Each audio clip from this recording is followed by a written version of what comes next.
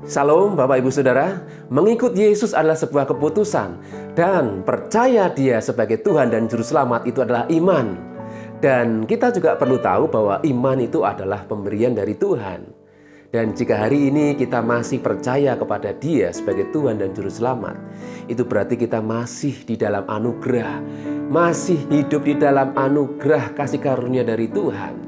Ya, karena Tuhan sendiri yang pilih kita. Dan sekali lagi, setiap orang yang percaya kepada Tuhan adalah orang-orang yang memang dipilih. Dan mereka yang telah membuka hatinya untuk menerima Yesus sebagai Tuhan dan Juru Selamat. Lalu ada pertanyaan, bagaimana dengan mereka yang tidak percaya? Bagaimana dengan mereka yang saat ini belum percaya? Ya, saya mau katakan selama masih ada kesempatan, selama pintu dibuka, yaitu pintu anugerah, keselamatan di dalam Yesus selama masih terbuka, barang siapa yang mau percaya, mereka akan memperoleh hidup yang kekal di dalam Yesus Kristus. Ini adalah hal yang harus kita pegang sampai hari ini Bapak Ibu Saudaraku, yaitu apa? Janji Tuhan sendiri. Ya, yang menjadi pertanyaan juga Bapak Ibu Saudaraku bagi mereka yang ingin dan yang mau masuk percaya kepada Yesus. Ya, bukalah pintu hatimu. Terimalah Dia sebagai Tuhan dan Juru Selamat. Dan saya siap untuk mendoakan. Dan kami akan membimbing mereka. Amin Bapak Ibu Saudaraku. Jadi sekali lagi Bapak Ibu Saudaraku, selagi Tuhan berdiri di depan pintu hati saudara sampai hari ini, bagi mereka yang belum percaya kepada Tuhan, Tuhan masih setia mengetok. Iya, bagaimana cara Tuhan mengetok pintu hati Bapak Ibu Saudara yang belum percaya? Yaitu dengan cara melalui hamba-hamba Tuhan, pemberita-pemberita Injil Kerajaan Surga, Injil Kerajaan Allah di dalam Yesus Kristus sampai hari ini yang terus berbicara memberitakannya. Itulah bukti Tuhan masih terus mengetok. Dan juga Tuhan pakai seluruh umat Tuhan dimanapun mereka berada untuk menyampaikan kabar Injil ini. Ya, itu adalah bukti dari Tuhan selalu mengetok pintu hati. Jika hari ini kita mendengarkan firman Tuhan, mari kita berikan hati kita. Kita buka pintu hati kita untuk firman Tuhan. Firman Tuhan yang menyelamatkan. Firman Tuhan yang akan memberikan kehidupan. Karena Yesus sendiri adalah firman Tuhan. Dia selalu setia berdiri di depan pintu hati setiap kita. Dan Dia siap menolong kita. Dia siap memberikan hidup yang kekal. Amin Bapak Ibu Saudaraku. Luar biasa. Ada satu kisah yang terjadi di masa lampau, yaitu pada tahun 1800 sampai 1885 lah kurang lebih, yaitu di awal abad ke-19. Ada seorang tokoh bernama Kiai Ibrahim Tunggul Wulung Bapak Ibu Saudara. Ini saya sedikit cerita sejarah ya tentang kekristenan di Pulau Jawa ini. Dia adalah seorang pertapa Bapak Ibu Saudara, dan pada waktu itu dia mendapatkan wangsit. Wangsit ini yang membuat dia ini bertanya-tanya terus apa maksudnya, sehingga dia merasa terusik hatinya untuk ingin tahu apa maksudnya. Saudara ingin tahu wangsitnya? Ya, wangsitnya adalah miri sing tak tandur saiki iso diunduh wingi. Ya, itu dalam bahasa Jawa Bapak Saudaraku. Miri yang ditanam hari ini bisa dituai kemarin. Lah ini maksudnya apa Bapak Saudara? Ini yang membuat hati si Tunggul Wulung ini, ya sebelum dia dijamah Tuhan, ya dia seorang tokoh penginjil pribumi pada awal abad 19 di kawasan Jawa Timur, Jawa Tengah, ya di pantai utara tepatnya. Ya Bapak Saudaraku, dia merasa gelisah.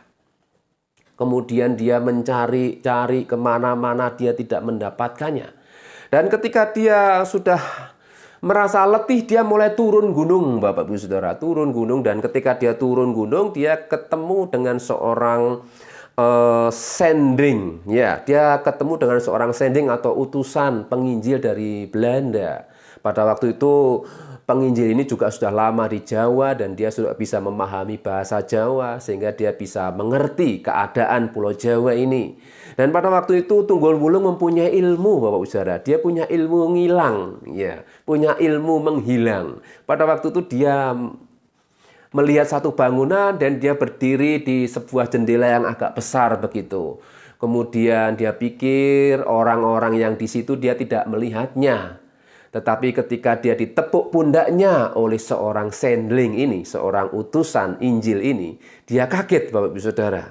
Ya, kemudian utusan Injil ini berkata, "Kenapa duduk di sini, Kisanak? Mari kita duduk di sana."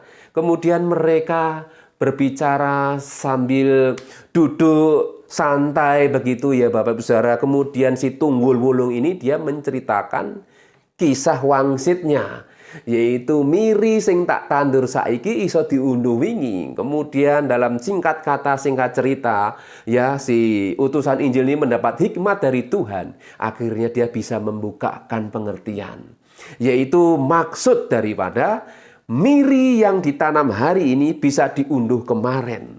Itu berbicara tentang Yesus Kristus. Luar biasa Bapak Ibu Saudaraku. Kenapa kok bisa? Iya, karena memang Yesus Kristus itu sudah ada sebelum dunia ini ada. Akhirnya mereka berbicara luar biasa dengan urapan Roh Kudus. Dan saya yakin Tunggul Wulung dijamah oleh Tuhan dan dia menjadi hamba Tuhan. Luar biasa sehingga terjadi banyak orang-orang yang percaya kepada Tuhan pada zaman itu, Bapak Ibu Saudaraku. Karena memang Kiai Ibrahim Tunggul Wulung ini adalah seorang tokoh. Jadi sebutan kiai itu bukan hanya untuk orang-orang muslim, tetapi kiai itu orang yang dituakan, orang yang punya ilmu, begitu Bapak Ibu Saudara. Sehingga ketika kita melihat sejarah Kiai Ibrahim Tunggul Wulung ini, orang-orang Kristen pada masa lalu juga pakai keris Bapak Ibu Saudara. Pendetanya juga pakai keris di belakang begitu ya. Cuman kerisnya itu sudah tus Bapak Ibu Saudara. Jadi namanya keris tus. Ya, keris yang punya aji, punya kekuatan, yaitu Kristus.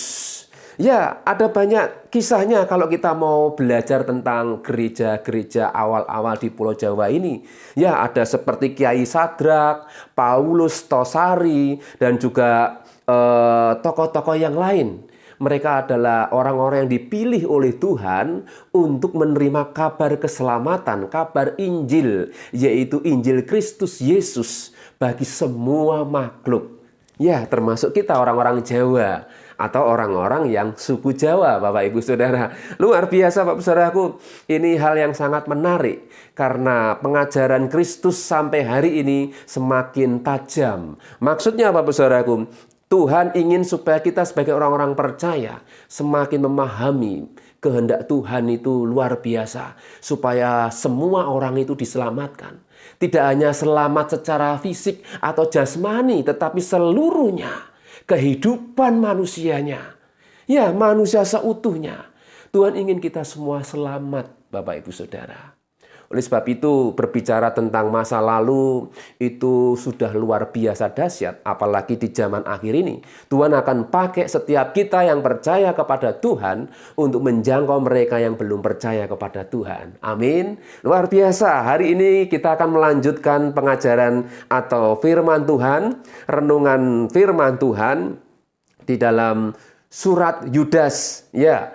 Bagian yang pertama kita telah melihat bahwa Tuhan mengajar kita untuk memiliki iman yang teguh di zaman akhir ini. Karena sekarang tipu muslihat iblis bekerja tidak menakut-nakuti seperti hantu. Tapi justru iblis itu bisa menelusuk masuk ke dalam komunitas kita, dalam kelompok kita. Iblis pakai manusia yang menyerupai domba tapi hatinya serigala. Dan hal-hal ini kita harus semakin peka Bapak Ibu Saudara. Ya, nampaknya rohani tetapi ternyata di dalamnya itu ada sesuatu yang mengerikan. Ya, jadi kita sebagai orang-orang percaya di akhir zaman ini, melalui surat Yudas ini, dia mengingatkan harus kuat dalam pengajaran Kristus. Hidup di dalam kebenaran, kekudusan, kesucian ini yang menjadi tolak ukur. Ya, surat Yudas mengingatkan kita sebagai orang-orang percaya. Jadi sekali lagi Bapak Saudaraku, kita tidak bisa menganggap remeh walaupun surat Yudas 1 pasal saja, 25 ayat. Tetapi ini dia menulis surat dengan sungguh-sungguh, bukan dioyak-oyak dengan kecepatan ya. Tetapi karena memang surat Yudas ini diperuntukkan khusus, walaupun dia ditulis agak terakhir begitu ya Bapak Saudaraku, di ujung ya sebelum kitab Wahyu. Ini menandakan betapa pentingnya surat Yudas ini untuk kita betul-betul renungkan. Ya, karena kita tahu akhir zaman ini manusia, orang-orang Kristen kadang bisa lengah. Orang-orang Kristen bisa tanpa sadar, bisa jatuh. Dan ini adalah yang dinanti-nantikan oleh iblis, supaya orang-orang Kristen banyak yang binasa. Ya, mari kita akan lanjutkan Bapak Ibu Saudaraku. Jika minggu lalu kita sudah belajar sampai dengan ayat yang kelima, bagaimana Tuhan mengingatkan melalui surat Yudas ini, yaitu di ayat yang kelima, tetapi sekalipun kamu telah mengetahui semuanya itu dan tidak meragukannya lagi, aku ingin mengingatkan kamu bahwa memang Tuhan menyelamatkan umatnya dari tanah Mesir, namun sekali lagi membinasakan mereka yang tidak percaya. Ya, karena Tuhan ingin supaya kita ini tidak hanya sekedar percaya Bapak Ibu Saudara, tetapi Tuhan ingin supaya kita ini betul-betul kuat, memiliki satu iman yang teguh. Karena hari-hari yang akan datang, masa yang akan datang, tahun-tahun yang akan datang, itu betul-betul orang-orang percaya akan diuji sejauh mana mereka memiliki iman yang teguh. Amin Bapak Saudaraku. Mungkin tidak hanya soal ekonomi, mungkin tidak hanya soal hal-hal yang ringan-ringan, tetapi hal yang sangat dalam yang ingin iblis kerjakan supaya orang-orang Kristen, orang-orang percaya itu jatuh dan tergeletak dan binasa. Itu adalah pekerjaan setan, pekerjaan iblis, yaitu supaya manusia binasa. Tetapi Yesus, dia ingin supaya kita ini memperoleh kehidupan. Ya, mari kita terus bersandar kepada Yesus karena Dia adalah kekuatan kita. Kita akan membaca ayat selanjutnya Bapak Saudaraku dalam ayat yang ke-6. Dan bahwa Ia menahan malaikat-malaikat yang tidak taat pada batas-batas kekuasaan mereka, tetapi yang meninggalkan tempat kediaman mereka dengan belenggu abadi di dalam dunia kekelaman sampai penghakiman pada hari besar. Ini surat Yudas mengisahkan tentang malaikat-malaikat dulu. Karena ajaran-ajaran sesat, ajaran-ajaran palsu itu dibawa oleh tipu daya malaikat-malaikat yang jatuh. Dengan pemimpinnya adalah Lucifer. Iya Bapak Saudaraku, Yudas menuliskan hal ini di dalam ayat yang ke-6. Dan bahwa Ia menahan malaikat-malaikat yang tidak taat pada batas-batas kekuasaan mereka. Surat Yudas ini hampir disamakan dengan 2 Petrus pasal yang kedua. Ya, karena isinya hampir sama, serupa tapi tak sama Bapak Saudaraku. Ya, di mana di dalam surat Yudas ini, Yudas menekankan dan memberikan pencerahan kepada kita bahwa awal mula daripada penyesatan itu karena ada satu gerombolan malaikat atau satu tim malaikat yang jatuh sehingga mereka berontak kepada Tuhan. Ya, Yudas menunjuk kepada para malaikat yang tidak tinggal di dalam kedudukan kekuasaan seperti semula. Mereka yang sudah dibuang oleh Tuhan karena pelanggaran mereka, ketidaktaatan mereka, karena mereka memberontak kepada Allah, melanggar hukum Tuhan, dan yang kini terpenjara sambil menunggu penghakiman. Ya, akan tetapi tidak semua malaikat terjatuh itu terpenjara. Ya, karena iblis dan banyak setan berkeliaran di bumi sampai saat ini. Jadi mereka ada yang terpenjara, ada juga yang masih berkeliaran. Makanya Bapak Saudaraku, setan itu memang ada. Dan wujudnya itu malaikat-malaikat yang mungkin tidak nampak dan memang tidak menampakkan. Dan itu bisa menguasai manusia. Sehingga setan bisa pakai manusia-manusia yang tidak percaya atau mereka yang dikuasai oleh setan tentunya Bapak Ibu Saudara.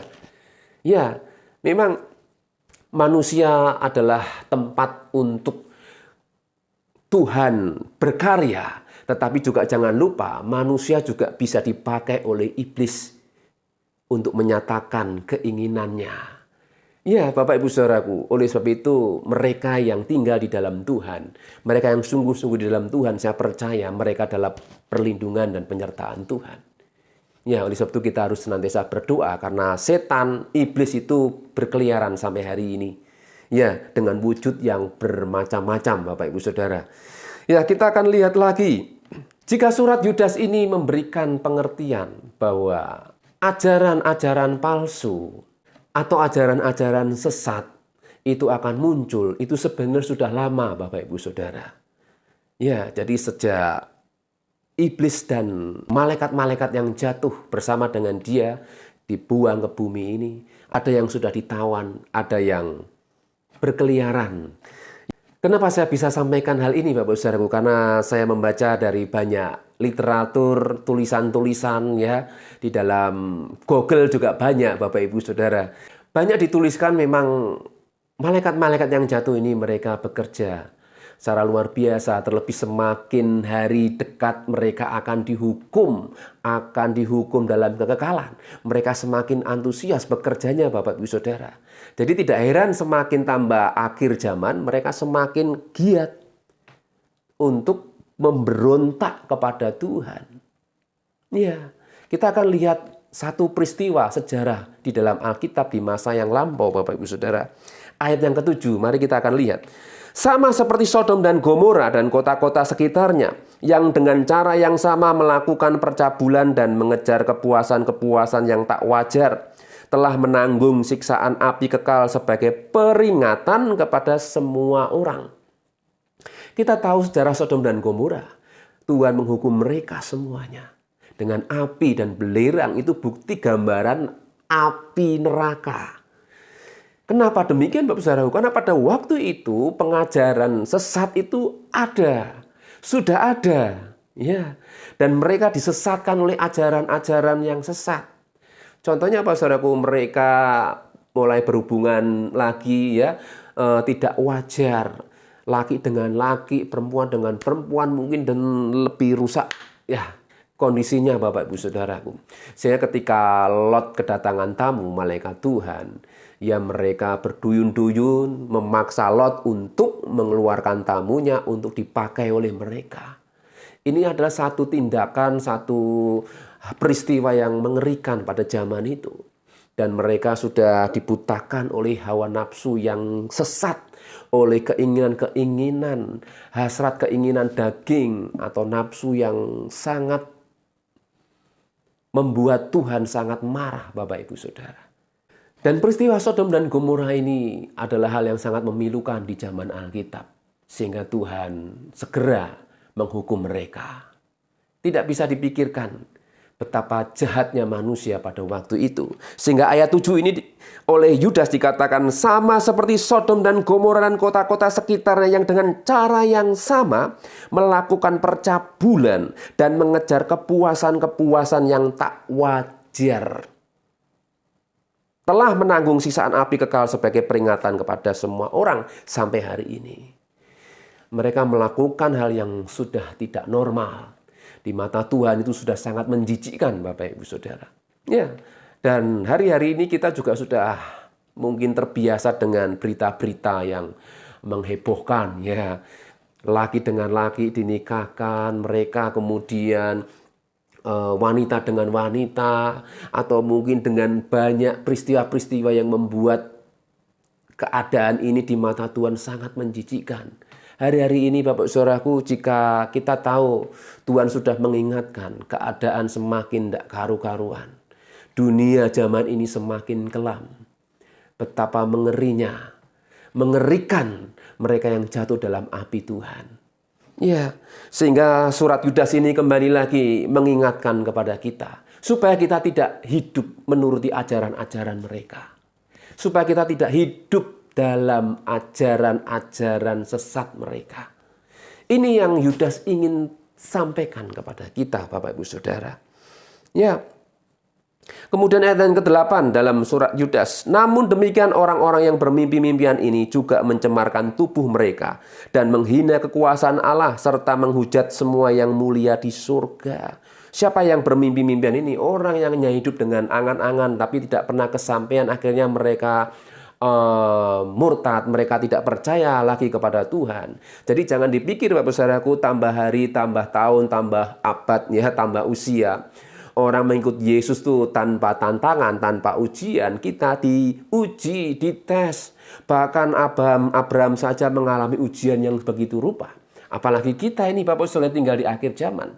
Kita akan dihadapkan oleh hal-hal yang sangat kadang sulit, tidak masuk akal. Tapi percayalah ketika kita mengandalkan Tuhan, kita akan mendapatkan kekuatan dari Tuhan. Amin, Bapak Ibu Saudaraku. Karena sangat mengerikan keadaannya. Ya, mereka yang hidup menuruti hawa nafsu mereka saja. Mereka tinggal menuruti keinginan-keinginan hati mereka. Ya, mereka melegalkan segala macam cara. Sehingga banyak orang yang mengaku bahwa mereka Kristen, tetapi mereka membawa jemaat pada kehidupan yang tidak senonoh. Menyebarkan pemikiran-pemikiran yang palsu dan tidak bermoral. Ini Bapak Ibu Saudaraku. Dan lagi mereka seolah-olah terlihat sedang melakukan ajaran-ajaran yang lebih rohani dan yang lebih tinggi. Namun ujungnya menuju kepada kebinasaan. Ini Bapak Saudaraku yang terjadi di hari-hari akhir atau di masa-masa lampau. Mereka melakukan hal-hal yang nampaknya rohani, tetapi ujungnya membinasakan. Kita harus benar-benar menjaga hidup kita ini Bapak Saudaraku, supaya kita tidak dibutakan oleh ilah zaman ini. Ilah zaman ini itu bisa bermacam-macam, bisa harta, kekayaan, ya orang bilang itu tahta, wanita, dan harta. Ya, itu untuk pria. Kalau untuk wanita, ya harta, tahta, dan pria. Itu bisa terjadi Bapak Ibu Saudara. Ya, karena memang tujuan iblis adalah ingin manusia itu binasa. Oleh sebab itu mari kita semakin berpegang erat kepada Tuhan. Pengajaran Kristus Yesus, hidup suci, hidup benar. Kita mungkin pernah mengalami kegagalan, namun Tuhan masih berikan kesempatan untuk kita dipulihkan. Hari ini percayalah Tuhan sanggup memberikan kita kekuatan. Tuhan sanggup menolong kita. Amin. Kembalilah kepada Tuhan jika kita diingatkan oleh firman Tuhan hari ini. Jangan kita mengeraskan hati kita. Mari kita merendahkan hati kita kepada Tuhan. Dan biarlah Tuhan bekerja melalui kuasa dan caranya yang ajaib untuk menjadikan kita orang-orang umat Tuhan yang berkenan di mata Tuhan. Amin Bapak Ibu Saudaraku. Luar biasa, Yudas bermaksud untuk menulis kepada mereka pada waktu itu surat yang lebih panjang dan tidak tergesa-gesa tentang ajaran Kristen. Tetapi penulisan ini harus dilakukan dengan cepat. Sehingga surat Yudas ini memang isinya sangat singkat dan padat Bapak Ibu Saudara. Ya, sekali lagi Yudas mengingatkan kepada kita yang tinggal di akhir zaman juga, supaya kita semakin lebih berhati-hati. Ya, karena apa yang nampaknya rohani, apa yang nampaknya kelihatan itu rohani lebih tinggi, itu kita harus minta hikmat Tuhan.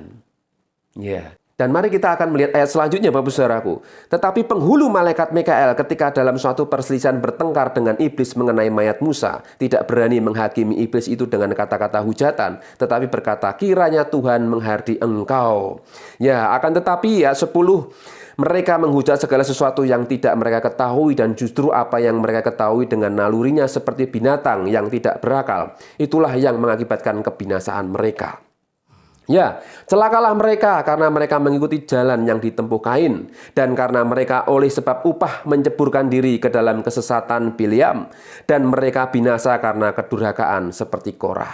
Bapak Ibu Saudaraku, dari kisah ini kita bisa melihat Yudas ingin memberikan pengertian kepada kita bahwa awal dari ajaran-ajaran sesat, awal dari pengajaran-pengajaran yang tidak benar, itu dibawa oleh malaikat-malaikat yang memberontak.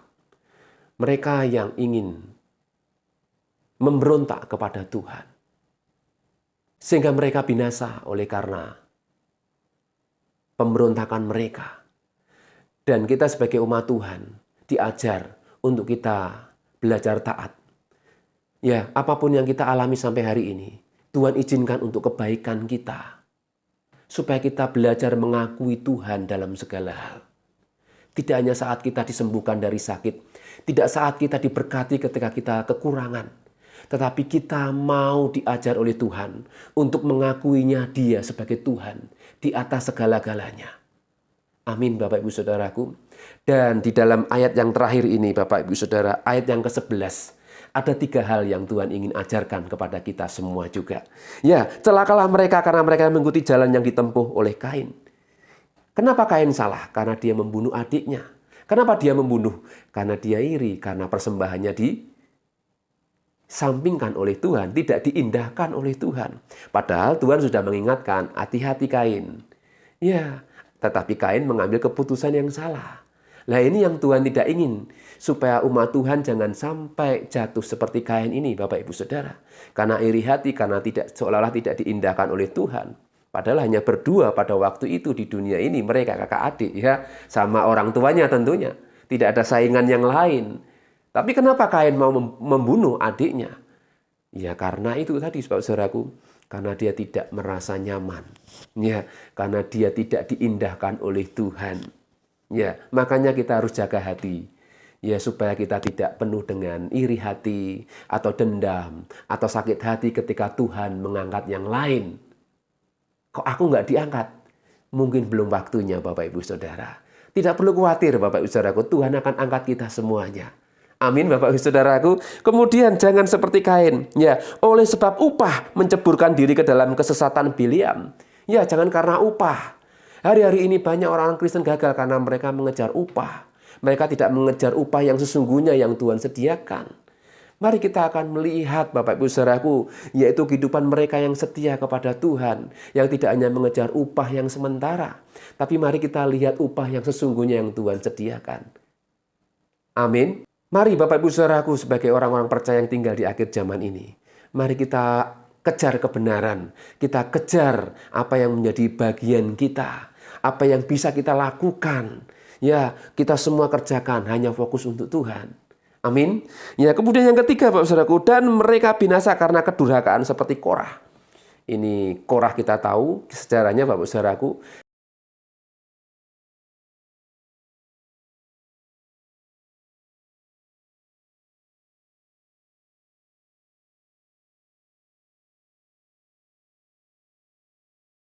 Mari kita belajar dalam hidup ini, di akhir zaman ini. Jangan sampai kita silau dengan hal yang membuat kita ini jauh dari Tuhan. Yaitu entah harta, jabatan, pangkat, kedudukan, atau yang lain, Bapak Ibu Saudara.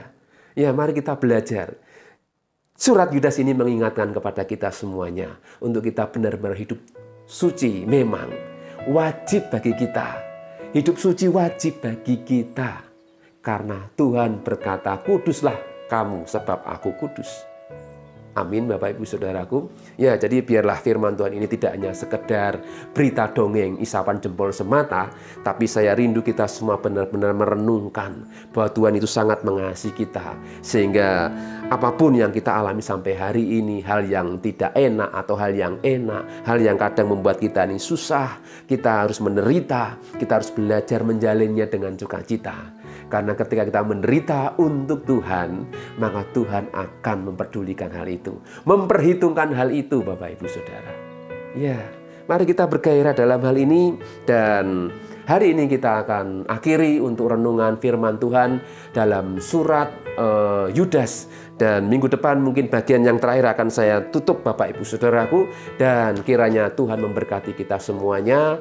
Mari kita tetap setia kepada Tuhan, terus kuat dalam pengajaran Kristus, karena Dia memang adalah Tuhan dan Juru Selamat manusia. Luar biasa, mari kita akan berdoa. Bapa di surga, terima kasih hari ini kami sudah mendengarkan firman-Mu. Biarlah firman-Mu menguduskan kami, mengingatkan kami, menasihati kami untuk kami hidup dalam kebenaran Tuhan. Kami tahu kami tidak bisa berjalan sendirian. Kami sadar kami tidak sanggup menghadapi kenyataan tanpa kekuatan dari Tuhan. Oleh sebab itu kami percaya Roh Kudus-Mu yang ada dalam hidup kami, Roh Allah yang tinggal dalam diri kami, jauh lebih besar dari kuasa manapun yang ada di bumi ini. Sehingga kami bisa menghadapi hidup ini, kenyataan ini, karena Engkau ada di pihak kami. Terima kasih Bapa, terima kasih, berkati kami semua yang sudah mendengarkan firman. Bagi saudara yang belum percaya dan menerima Tuhan, hari ini hamba-Mu berdoa supaya mereka membuka hati mereka untuk menerima Tuhan dan Juru Selamat Yesus Kristus, sehingga mereka beroleh kehidupan yang kekal. Dan kami juga berdoa Tuhan, bagi mereka yang sakit, Tuhan jamah, Tuhan sembuhkan. Bagi mereka yang mengalami saat ini masalah-masalah apapun, ekonomi, keuangan, masalah keluarga atau apapun, Tuhan, Engkau menjamah mereka. Engkau campur tangan atas hidup mereka, ajar mereka bersandar, berserah kepadamu. Engkau memberkati kami semuanya. Terima kasih Bapak, terima kasih. Berkati keluarga kami, pekerjaan kami, pelayanan kami, aktivitas kami, apapun Tuhan buat berhasil. Jadikan kami orang-orang yang beruntung. Berkati kota kami dimanapun kami berada. Kami serahkan juga bangsa dan negara kami Indonesia. Engkau memberkati para petinggi, pejabat, orang kuat negeri ini, presiden, wakil, para menteri, dan seluruh aparat negara, TNI, Polri, hakim, jaksa, semuanya Tuhan. Engkau berikan roh takut akan Tuhan. Terpujilah namamu Bapa, berkatilah bangsa kami, pulihkanlah negeri kami, ampunilah, selamatkanlah bangsa kami Indonesia. Terpujilah namamu ya Tuhan. Kiranya damai sejahtera Tuhan melimpah-limpah turun atas kami semuanya. Mulai hari ini sampai Maranatha, Tuhan Yesus datang kedua kali. Dan kita yang mengasihi Tuhan katakan bersama, amin. Tuhan Yesus memberkati. Hidupku menggenang